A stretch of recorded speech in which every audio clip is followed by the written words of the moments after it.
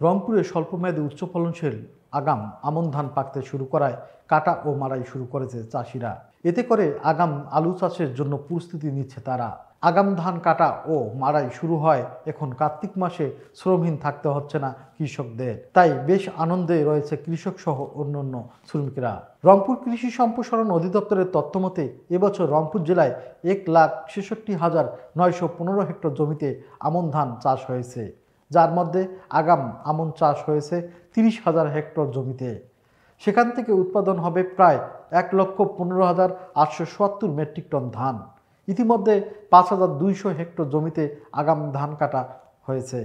স্বল্পমেয়াদী উচ্চ ফলনশীল আগাম আমন ধান রোপণে 90 থেকে 120 দিনের মধ্যেই এই ধান পাকে। এই ধান কাটার পর আলুসহ নানা রবি শস্য আবাদ করে থাকেন চাষিরা। এই লক্ষ্যে রংপুরের সদর উপজেলা, মিঠাপুকুর ও গঙ্গাচড়া সহ কয়েক উপজেলায় এই আগাম ধানের চাষ বেশি হয়ে থাকে। সরজমিনে গিয়ে দেখা যায় মাঠের পর মাঠ সবুজের মাঝে পাকা ধান ক্ষেত।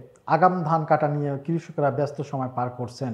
সেই ধান ট্রাক্টর চালিত ট্রলিতে বোঝাই করে নেওয়া হচ্ছে উঁচু স্থানে। সেখানে মাড়াইয়ের কাজ করা হবে। আবার কোথাও কোথাও যন্ত্রের সাহায্যে ধান কাটা হচ্ছে। অনেকে আবার জমিতেই পলিথিন বিছিয়ে তার উপর মেশিন দিয়ে ধান মাড়াই করে নিচ্ছেন।